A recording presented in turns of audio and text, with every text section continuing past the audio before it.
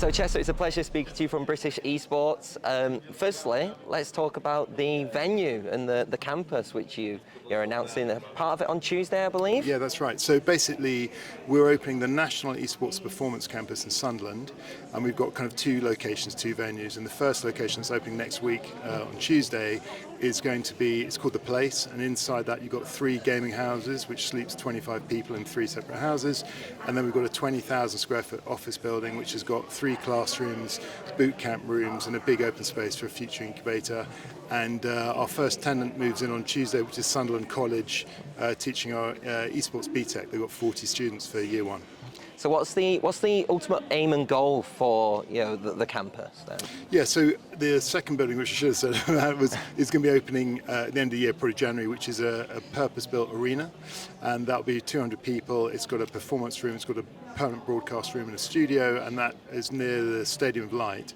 So the idea about this overall campus is to improve grassroots, improve performance, and hopefully get more British players around, win global competitions.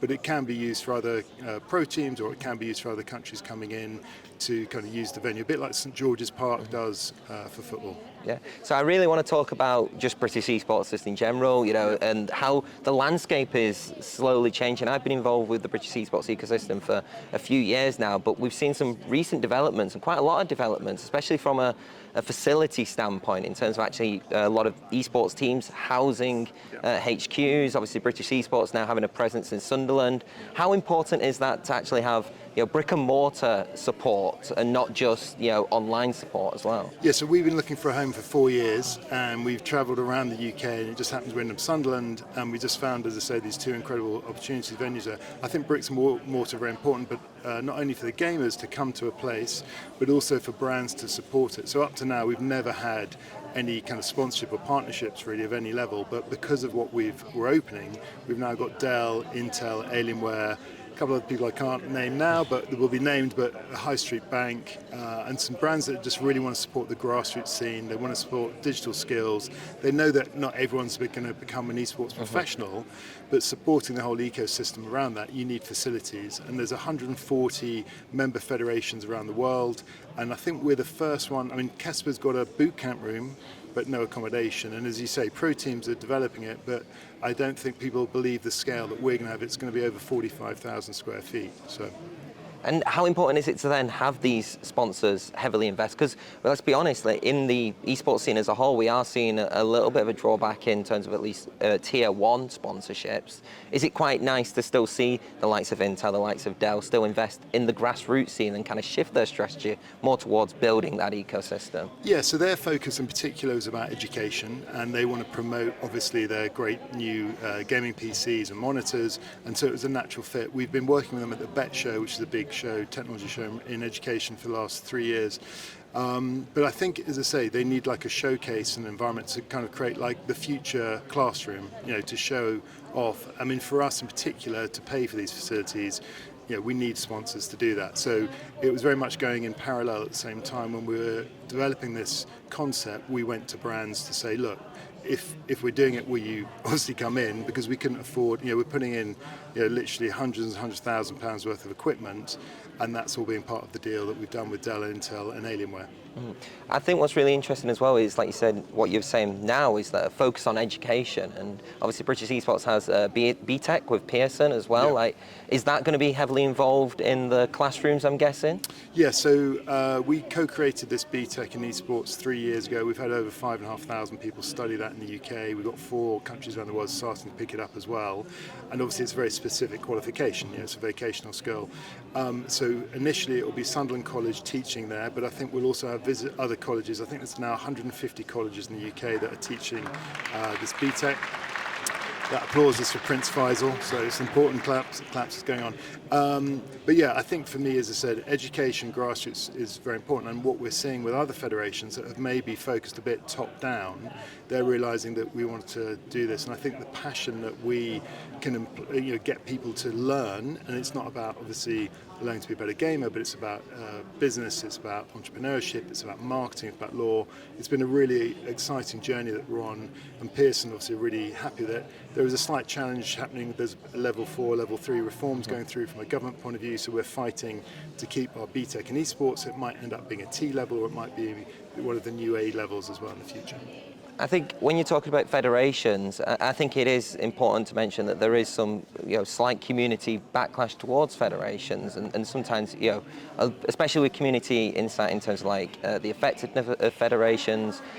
How do you make sure that you kind of continue pushing British esports as both federation and as the ecosystem to kind of, tell those naysayers that actually it is important?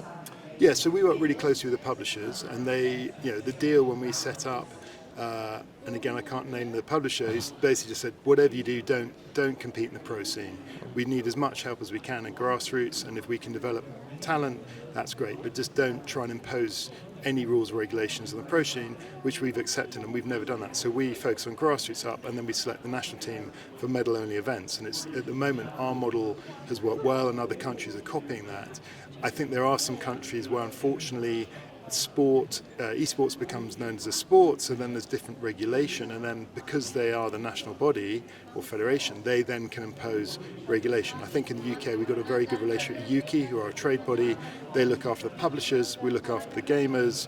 So I think our relationship has worked really well, and the stuff we're doing around the Olympic Esports Week, which we just obviously had in Singapore in July, was an amazing event, and we sit on the board. British Esports sits on the board of the IOC's Esports and Gaming Liaison Group, and I think, apart from KESPA, Korea, we're the only federation on that. So I think we're being acknowledged that our model is fine, and I think, as I say, we're very clear on grassroots up and national selection, and I'm very proud to be British, and I want future British champions to be winning tournaments. And if you go into the museum down there, the prize pool, there are not many British players that won part of the $45 million prize pool. So that's a key focus, and if we can do that, then we're doing our job. Talking about national esports teams, I'm a big mobile gamer, so seeing the SEA games and the Olympic kind of movement in mobile games and stuff like that, is there any, at least in your opinion, do you think it'd be good to kind of have more of a competitive titles come into the Olympics, because the SEA is proving that it is working,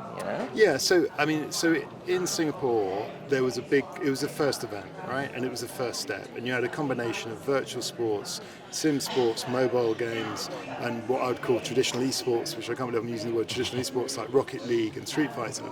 And I think it was very interesting. I think as a viewer, and I watched the tennis smash tournament, there was no sound, and it's people I questioned that, but obviously there's a huge number of people that play that. Rocket League, I don't know if you saw the stats, was 10 times more popular than any other broadcast event, 10 times more, so obviously you got that game. And I think we're just on this journey at the moment about what is the purpose of the IC? It's to promote sports. How do you do that? Sports video games is pretty good. What was interesting on the golf stand, you had hitting a real golf club and a golf ball into a simulator. You then had a VR set hitting a fake golf club, and then you had the PlayStation game, I think Tiger Woods or whatever it was. So you had all three, and I was saying to them, well, what one would you want in the Olympics? And they went, well, we want all three. And I was like, wow. So I think what's great about the video games industry and esports is you've got different platforms that suit different people. Obviously, mobile gaming is a thing. We're focusing on teaching skills. How to use keyboards is probably important, and the schools like it because obviously a lot of schools don't have mobile phones or not allowed mobile phones. So I think the journey is good. We're working very closely with the Department of Education. We're working very closely with the Department of Sport, Media and Culture, Media and Sport. And we're just moving this way. I think it's going to be really interesting for me what happens in these level 3 and 4 reforms, and also the general election next year. I think will have an impact on where we're going. As one final question then, we are at Next World Forum, so I want to ask a question which has a next theme to it, so keeping with the British esports theme as well.